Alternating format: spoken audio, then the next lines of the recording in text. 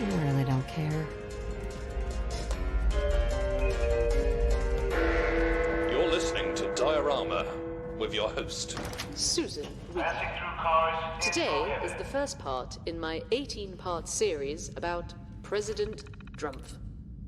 Most of you may realize who President Drumpf was. He was indeed the last president before the Great Wars.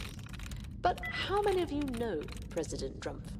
We all know the results of his presidency, but do we know the man?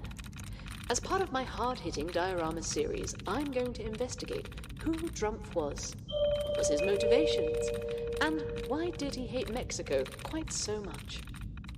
We will begin at the very beginning. Drumpf was, by his own admission, a poor child, inheriting a mere $16 million from his father. However, he did not let this apparent poverty stop him. He, like his father before him, invested in buildings, seeing himself first and foremost as a builder. He created his first edifice at the mere age of 18 years old by building Drumpf Towers. Drumpf Towers was 70 floors high, luxurious, ostentatious, state-of-the-art.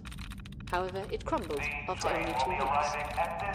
Undeterred by this apparent failure, Drumpf moved on to his next project, Drumpf Towers 2. 90 floors, more luxurious, more ostentatious, more state-of-the-art, with a better build quality.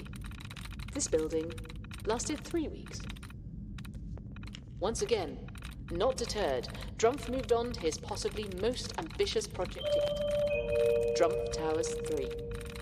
Even more luxurious, even more ostentatious, even more state-of-the-artier. This one stayed up. It was, however, only 2 floors tall. Buoyed by this success, Drumpf branched out into the synthetic meat industry. Due to shortages in the cattle supply from the massive deforestation of the South Americas, Drumpf created some of the most popular meat substitutes of the age. However, after the Department of Health looked into Drumpf's most popular product, Synthegal, found to contain 50 banned ingredients including but not limited to human hair, wood shavings and hydrophile, the synthetic meat industry fell into disrepute, and Drumpf's businesses failed. Believing Mexican laborers in his factories were to blame for his failings, Drumpf took the next logical step and ran for office.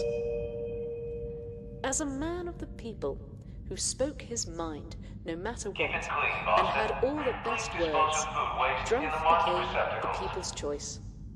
And in January 2050, Drumpf was sworn in as President of the United States of America.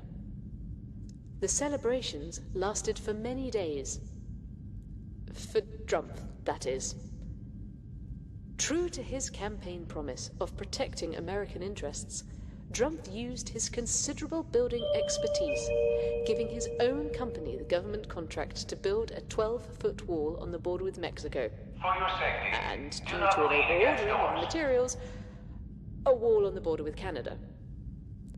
Due to a misprint in the plans, the 12-foot wall became a 12-inch wall.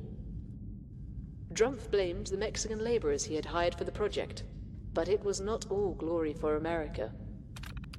Resources were stretched thin. The European Commonwealth was tearing itself apart, and China was on the rise.